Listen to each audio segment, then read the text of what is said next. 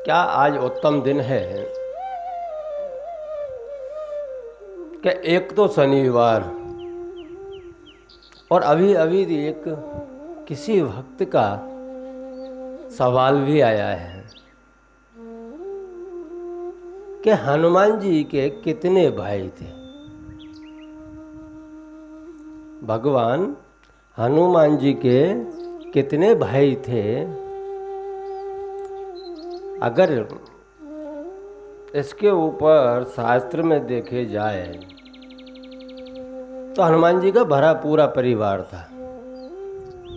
वैसे आज शनिवार भी है, हनुमान जी का दिन भी है। भगवान श्री राम का अनन्य सेवक श्री हनुमान जी के परिवार के विषय में आज बात करेंगे कि हनुमान जी कितने भाई थे।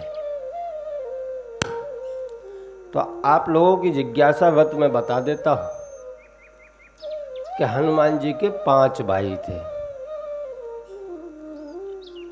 तुलसीकृत रामायण में थोड़ी सी जगह छोटी सी व्याख्या में आता है, लेकिन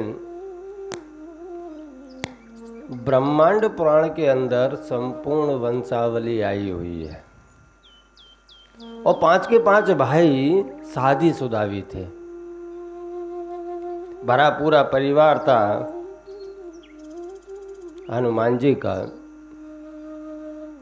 और हनुमान जी सबसे बड़े ही बड़े थे। अब कहोगे कि 5 भाइयों के नाम, तो 5 भाइयों के नाम बता देता हूँ। केतुमान, मतिमान, श्रुतिमान, गतिमान और ध्रुतिमान, ये 5 भाई हनुमान जी के थे और इनमें से सबसे बड़ा ही बड़ा हनुमान था, छठा। 5 भाइयों की शादी भी हो चुकी थी, बच्चे भी थे, भरा पूरा परिवार था।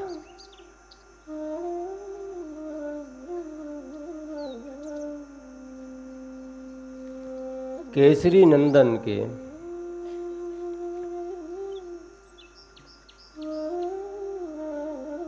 नाम से जो श्री हनुमान जी को याद किया जाता है, उसी प्रकार दूसरी जगह इनका नाम नहीं आता है, लेकिन ब्रह्मांड पुराण के अंदर स्पष्ट कहा गया है कि हनुमान जी के 5 भाई थे। मां अंजना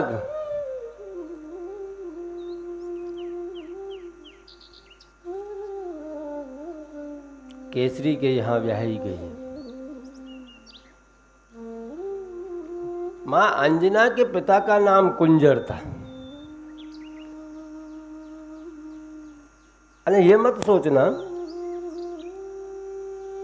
कि ये बानरों की वंशावली, नहीं। ब्रह्मांड पुराण के अंदर लिखा है ये बानरों की वंशावली नहीं थी। रामायण काल, राम के जन्म के काल में एक प्रजाति रहती थी जिसका नाम था उपदेव। उपदेव नाम की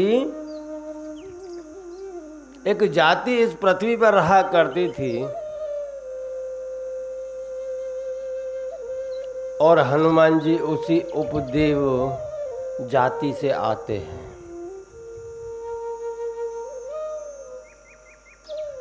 वहां से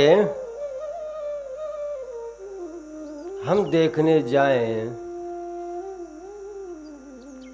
पवन पुत्र भी हनुमान जी को कहा जाता है, शंकर सोवन भी हनुमान जी को कहा जाता है, क्योंकि माता अंजना इतनी तपस्वी थी कि स्वयं हनुमान जी को वहाँ जन्म लेना पड़ा और भगवान की भक्ति के लिए ही नहीं। जो आप विचार कीजिए, केसरी राज्य करता था, सब राजपाट छोड़ दिया केवल न केवल राम भक्ति के लिए। क्योंकि उन्होंने बचपन में ही माँ अंजनी से सुना था कि भगवान श्री राम अवतार लेंगे और उस भगवान श्री राम के आप अनन्य सेवक बनोगे। क्योंकि हृदय में जब जो कोई बात बैठ जाती है तो वह कार्य होता ही है। यहाँ तो माँ अंजना ने बचपन में ही कथा सुनाई थी भगवान श्री राम की। अब जब भगवान श्री राम की कथा उन्होंने सुनी तो सेवक तो बनना ही था, क्योंकि युगों युगों से बनते हुए आ रहे थे, इस युग में भी बनना था। युगों युगों से हनुमान जी भगवान श्री राम के सेवक बने आ रहे थे। अब आप विचार करो कि सेवा करने से क्या लाभ है। सेवा करने से ही हनुमान जी अजर अमर अविनाशी बने, वरदान प्राप्त हुए। आज देखो तो हर गांव के अंदर हनुमान जी को रक्षक के रूप में बैठाया जाता है। रक्षक के रूप में हनुमान जी की स्थापना की जाती है हर गांव के अंदर, क्योंकि वह आदि व्याधि और उपाधि से रक्षा करते हैं। बहुत दयालु हैं मेरे हनुमान जी। आप जब हृदय से कुछ मांगो तो तुरंत फल देते हैं। फल देने में विलंब नहीं करते हनुमान जी। वह तुरंत की तुरंत फल दे देते हैं। अगर किसी की जिज्ञासा वश अगर ऐसा विचार करो आप कि आप इस जवाब से संतुष्ट नहीं हो कि हनुमान जी के 5 भाई थे, तो आप ब्रह्मांड पुराण उठा करके देख लो, वाल्मीकि रामायण उठा करके देख लो। वाल्मीकि रामायण में भी दिया है, ब्रह्मांड पुराण में भी दिया है। उपदेव नाम की जाति उस समय जंगलों में रहा करती थी, पहाड़ों में रहा करती थी। वहां आपको केसरी की वंशावली मिल जाएगी। इसलिए कहता हूं भैया कि 5 भाई थे हनुमान जी, उसमें से एक खाली बड़े बड़े हनुमान जी 5 भाइयों को और परिवार को छोड़ करके जंगल में रहने के लिए चले गए। वहाँ खाली भगवान श्री राम का ही भजन करने लगे। और भगवान श्री राम का भजन करने वाले कभी दुखी नहीं होते। कहते हैं कि सर्व आनंद उसी में प्राप्त होता है। हनुमान जी सर्व आनंद किया करते थे। पवन वेग से चलने वाले हनुमान जी को पवन पुत्र भी कहा जाता है, क्योंकि पवन के द्वारा ही उनका जन्म हुआ था। जब भगवान शंकर ने कहा पवन देव को, उस समय पवन देव ने ही आकर के माँ अंजना को बताया था और उसी समय पवन देव ने उनको वरदान भी दिया था। इसीलिए वह पवन की वेग से चलते हैं हनुमान जी, और उसकी पवन वेग से चलने के कारण ही वह सूर्य देव को गुरु बना सके, क्योंकि सूर्य देव के रथ के साथ साथ में जो चल सके वही शिक्षा ग्रहण कर सकता है। सूर्य देव के साथ में चल सके वही शिक्षा ग्रहण कर सकता है, इसलिए उनको पवन देव कहते हैं। शनिवार के दिन तो फिर वो शनिदेव से प्राप्त किया हुआ दिन है, इसलिए शनिवार को ज़्यादा महत्व मानते हैं, क्योंकि दो देवों की शक्ति एक जगह इकट्ठी होती है तो वहाँ भक्त लोगों को जल्दी कष्टों से निवारण मिल जाता है। नहीं तो हनुमान जी का जन्म मंगलवार को हुआ था, चैत्री पूनम के दिन, लेकिन ज्यादातर मानते हैं शनिवार को, क्योंकि शनि देव के ऊपर उस समय विजय प्राप्त किया था। और शनि देव के ऊपर विजय प्राप्त करने के बाद में शनि देव ने यह दिन दिया था कि जो भी शनिवार के दिन आपकी हृदय से पूजा पाठ करेगा उसे कभी भी शनि का प्रकोप नहीं झेलना पड़ेगा। शनि का प्रकोप ना झेलना पड़े, इसलिए शनिवार के दिन भगवान हनुमान जी की पूजा की जाती है। काले तिलों से, उड़द से, तेल से।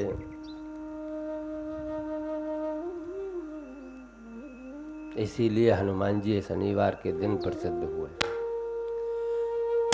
क्योंकि वहां पर हनुमान जी ने कहा था कि शनिवार के दिन किसी को आपके शनि के प्रकोप ना झेलना पड़े, जो शनिवार की भक्ति करता हो हमारी। ऐसे तो कितना कहना जाए। हनुमान जी की कथा भी है, संपूर्ण कथा जो करने जाए तो बहुत लंबा समय वही जाएगा, क्योंकि इष्टों की कथाएं कभी पूर्ण नहीं हो सकती। हमारी बुद्धि कम पड़ जाती है, लेकिन उनकी कथाएं पूर्ण नहीं होती। वह तो अनन्य कथाएं हैं, उनकी अनन्य लीलाएं हैं। बहुत सी जगह कहते हैं, कथा में भी आता है, लेकिन कथा के अंदर भी पूर्ण रूप से है, अगर उसको पढ़ना चाहें तो। एक जगह आता है कि भगवान हनुमान की और भगवान श्री राम की भेंट ऋष्यमुख पर्वत पर हुई थी, जब सुग्रीव वहां पर अपने कष्ट भरे दिनों को काट रहे थे। उस समय हनुमान जी की मुलाकात भगवान राम से हुई थी? नहीं, ऐसा नहीं है। हनुमान जी की मुलाकात भगवान श्री राम से बचपन में ही हो गई थी। जब भगवान शंकर अयोध्या जी गए, तब हनुमान जी को 7 बानर के रूप में लेके गए थे। और बानर के रूप में जब हनुमान जी को ले गए मंदारी का खेल दिखाने के लिए, तो चारों भैया बड़े प्रसन्न हुए। उधर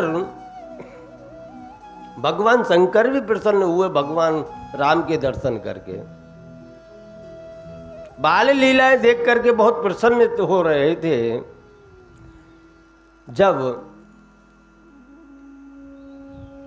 वहां मंदारी का खेल संपूर्ण हो गया, पूर्ण हुआ, तो उस समय हनुमान जी को लेकर के भगवान शंकर जाने लगे, तो इधर हनुमान जी उदास हो गए और उधर भगवान श्री राम भी रोने लगे कि नहीं, मुझे चाहिए तो यही चाहिए, इस बंदर को मैं वापस नहीं जाने दे सकता। हनुमान जी को मैं वापस नहीं जाने दे सकता। तब कुछ काल के लिए भगवान शंकर हनुमान जी को अयोध्या छोड़ करके आए। वहां बहुत सी बाल लीलाएं हनुमान जी ने भगवान राम के साथ में की, लेकिन समय बदला। वहां से आए हनुमान जी और आकर के सुग्रीव की सेवा में लग गए, क्योंकि सुग्रीव से मित्रता थी। वह सुग्रीव को मित्र रखते थे, इसलिए सुग्रीव के यहाँ आते रहे। फिर उसके बाद ऋष्यमुख पर्वत पर भी रहे। ऋष्यमुख पर्वत पर रहने के बाद जब भगवान से मुलाकात हुई तब देवों के कार्य करना प्रारंभ किया कि नहीं, क्योंकि भक्ति करना तो भगवान श्री हनुमान से सीखा जाए कि भगवान की भक्ति कैसे कर सकते हैं। वह रात और दिन भगवान श्री राम को ही भजते थे और भगवान को भजने वाले के लिए भगवान कहीं दूर नहीं है। वह तो आकर के आपको सामने से दर्शन देते हैं। कहाँ ऋष्यमुख पर्वत, कहाँ अयोध्या, कैसी लीला रची मेरे राम ने कि आकर के हनुमान जी से भेंट हुई। नहीं तो परब्रह्म परमात्मा के लिए क्या, रावण को तो एक झटके में जाकर के मार देते हैं। अगर रावण को ही मारना था तो उनके लिए कोई बड़ी बात नहीं थी। अयोध्या में रह करके एक दिन जाकर के लंका में और वहां युद्ध जीत करके मार करके आ सकते थे, लेकिन नहीं, ये सारी लीलाएं हमारे लिए की गई थी कि समाज के अंदर कलयुग का ज्यादा प्रभाव ना रहे, भगवान के अनन्य भक्त इन कथाओं से कुछ सीख सके और अपने जीवन में उतार सके। इसलिए भगवान ने कष्ट झेले थे उस समय पे। उन्हें राजघराने में जन्म लेने वाले कभी कष्ट झेलते हैं क्या? लेकिन विधि का विधान ऐसा बनाया, भगवान ने खुद की लीला ऐसी की कि एक एक पल, एक एक शब्द भगवान के रामायण के हमारे जीवन के लिए बहुत उपयोगी है कि हम हर एक जगह से कुछ ना कुछ सीख सकते हैं। स्वामी और भगत का जो भी, भगवान और भगत का जो प्रेम है वो रामायण में से मिलता है। पति पत्नी का प्रेम है वह भी एक रामायण में से मिलता है। भाई भाई का प्रेम वह भी रामायण में से मिलता है। और पिता पुत्र का प्रेम वह भी रामायण में से मिलता है। इधर देखो कि अगर हम किसी से दुश्मनी भी कर रहे हैं तो ऐसे दुश्मन आपने कहीं देखे हैं क्या? कि आपस में हम दुश्मनी कर रहे हैं, फिर भी हमें पता है कि हमारा दुश्मन हमारे ऊपर विजय प्राप्त करने के लिए यज्ञ की तैयारी कर रहा है और उसी यज्ञ को सफल बनाने के लिए सामने वाला दुश्मन स्वयं आचार्य पद पर बैठ जाए जाकर के। कभी सुना है? ये मेरी रामायण बताती है। हमारी रामायण ये बताती है कि दुश्मनी भी हो तो कैसी हो।